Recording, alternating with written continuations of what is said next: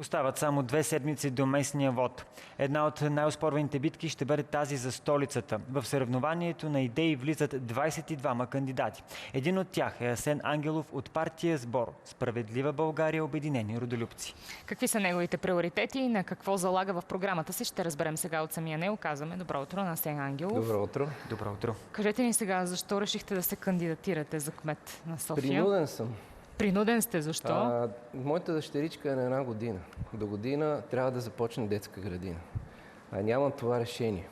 Семеен съм и с времето се научих да не бъда егоист. Започнах да мисля за повече хора. Когато излизам навън, виждам, че много хора имат проблеми. Това започна да ме дразни. Аз съм от тези софиянци, за които и няма за кого да гласуват. От години. Защо? Защото нямаме аргументи за кого да гласуваме. Политиците говорят едни и същи неща, а пък правят съвсем различно. Ще успеете ли за 1 година да направите така, че да има вашата дъщеричка къде да отиде на ясла детска градина? Със сигурност това е възможно. Дали ще успея е въпрос за това дали ще имам тази възможност. Ако имам тази възможност, проблема ще бъде решен. Как? Не е въобще сериозно да се твърди, че една столица на голяма европейска държава не може от години да реши подобен лесно решим проблем. Кое е лесно решимо, защото винаги си говорим, няма терени, не можем, знаете колко бавна е процедурата, ако трябва да направим една детска градина, обществени поръчки, общински съвет. Когато един родител няма къде да заведе детето си на детска градина, може да остане без работа. Това е много тежко за икономиката. Това е много важен въпрос. Той не е само емоционален. Знаете ли, когато аз бях малък, навсякъде имаше в подблоковите пространства дневни центрове, филиали на детските градини. Не знам дали точно така се казваха, но това може да се направи много бързо, макар и като временна мярка. В Европа виждаме много добри практики, включително и мобилни детски градини, които се сглобяват в дворовете на училищата, защото там средата е сигурна. И след това, когато отпадне тази необходимост, общината си ги прибира. Има и много други решения, които трябва да станат бързо, докато тези големи, много скъпи, с много големи инвестиции детски градини се построят за 5, за 6, за 10 години.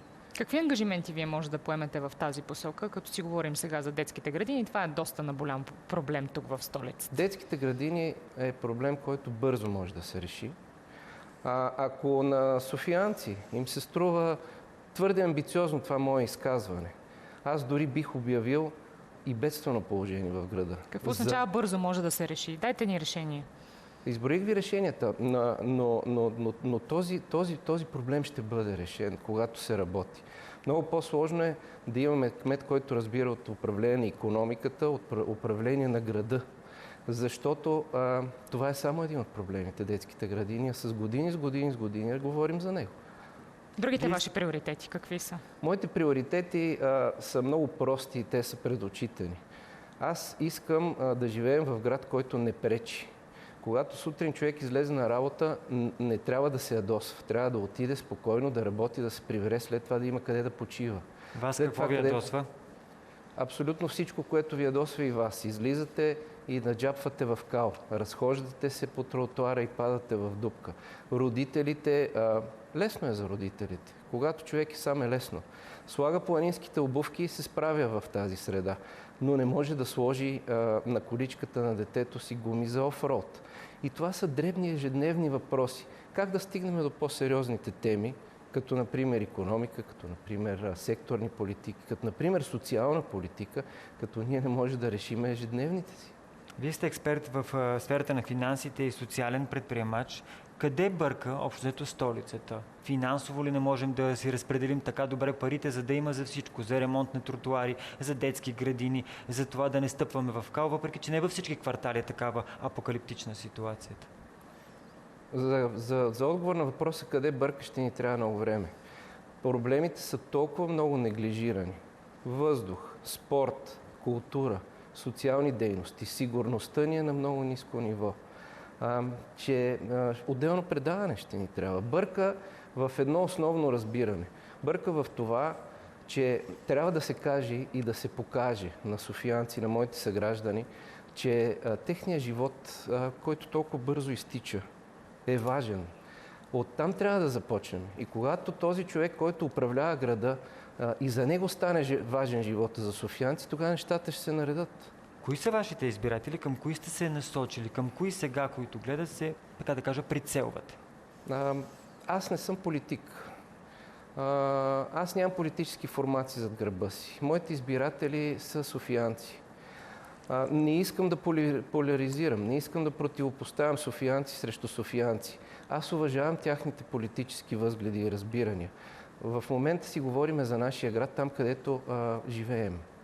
Ако софиянци желаят това нещо да се промени, то това са моите избиратели. Господин Ангелов, казват, аз не съм политик, но все пак, ако получите някаква подкрепа или предложение от политическа партия, бихте ли се съгласили?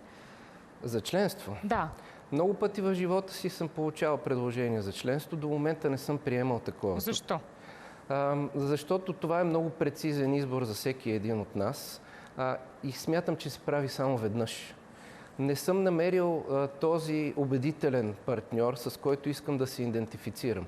Ето затова сега заставам срещу софиянци, пред софиянци, отново без партия. Тоест, искате да останете независим изобщо от политическите партии, така ли? Искам да остана зависим единствено и само от моите съграждани в София. Господин Ангелов, знаем, че кметът няма магическа пръчка и няма как сам да оправи всички тези проблеми. Зад него трябва да стои Общинския съвет. Как ще работите с Общинския съвет? Там има много различни формации, които влизат. Ще работя така, както ми се налага да работя. Трябва да не се забравя, че Общинския съвет ще му се наложи да работи с кмет като мен. Така че ако отсреща има отговорни хора, които желаят да променят проблемите, да се решат проблемите, да се занимават с София по-прецизно, те ще работят с мен добре. Какво означава с кмет като мен? Какъв ще бъдете, ако бъдете избран за кмет? Строг, ще казвате, това няма как да не стане, няма връщане назад, не ме интересува вие какво смятате, искам това да се случи. Аз ще бъда такъв кмет, какъвто съм и като човек в всекидневието ми. Добре подготвен, експерт в много теми. Доказал съм, че зад гърба си има много свършена работа. Такъв ще остане и като кмет. Открит пред софиянци ще говоря за абсолютно всички проблеми. Започвам от там, където съм най-силен. За финансите на София. След това започваме да работим за икономиката на София. Но през цялото време се фокусираме върху всекидневните проблеми, които се сблъскваме от сутринта.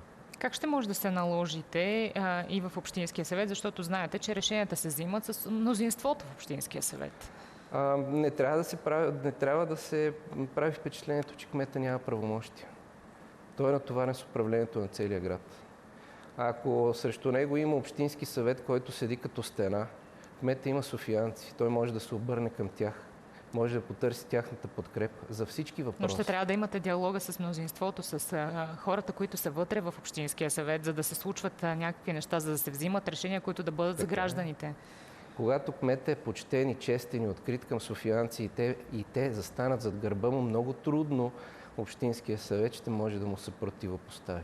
Господин Ангелов, и аз и предполагам и избирателите искат да чуят още от вашите доводи, защо влизате в кметската надпревара. Разбрахме за детските площадки, разбрахме за тротуарите и улиците. Какво ще трябва да променим в София? Казват, София не е България, но това са горе-долу 2 милиона души, които живеят на тази територия. Задръстване, метростанции, които трябва да се доизградят, европроекти, които трябва да бъдат довършени. Всичко това, което казвате. Във всяка една тема, която изброихте, не можем да се похвалим с добри резултати. Дали трябва да се промени? Да. Не е нужно аз да го казвам. Излизаме навън и говориме с нашите съграждани. Какво ви казват хората? Виждам, че в социалните мрежи имате така активна кампания, срещате се с хората. Знаете ли какво ми казват? Казват ми, ти си луд. Защо се занимаваш с тази работа, а не заведеш жена си на почивка?